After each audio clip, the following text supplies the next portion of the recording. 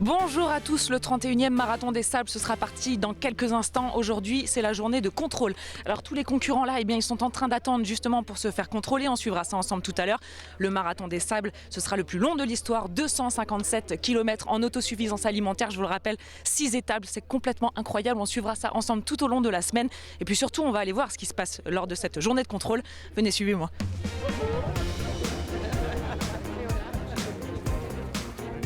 Donc on a une zone avec les tentes Kaidan où les concurrents remettent leurs bagages personnels, leurs valises qui seront remises à Ouarzazate dans leurs hôtels respectifs après la course. Et puis ensuite on a 12 postes de contrôle qui sont très fluides, qui permettent déjà de contrôler les identités, de distribuer les balises spot qui sont importantes pour la sécurité de la course et le suivi avec l'interface sur internet pour les familles. Et après les contrôles médicaux également, on valide des électrocardiogrammes et puis le certificat médical. Le dossard avec les nouvelles puces électroniques est donné en fin de parcours. Ça veut dire qu'on peut identifier le nombre de concurrents qu'on aura sur le départ à l'issue des contrôles de la journée d'aujourd'hui.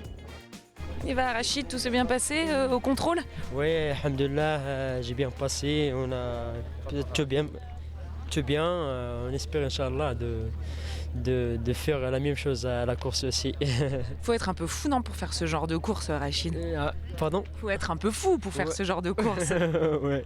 Donc vous êtes un peu fou aussi, comme tous les autres. Ah ouais, c'est comme les autres. C'est normal, hein. Je crois qu'il faut être un petit peu fofolle pour faire ce genre de course.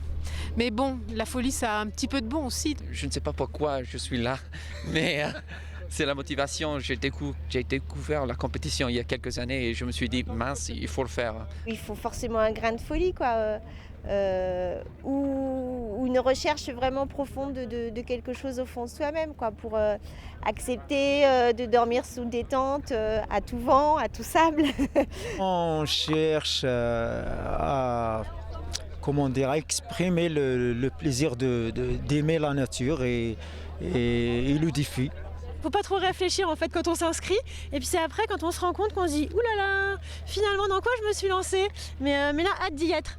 Un gros grain de folie, oui, parce qu'on sait où on met les pieds, donc oui, il faut être un peu starbé. Alors concrètement, vous êtes un peu le roi des fous. On peut dire ça, parce que ce petit grain de folie que j'ai eu en partant seul, on se dit toujours quand une idée un peu dingue, il y a d'autres gens qui pensent la même chose que vous. On était que 23, je vous rappelle, en 86, c'était un petit peu hors du temps, c'était avant-gardiste, personne n'y croyait véritablement.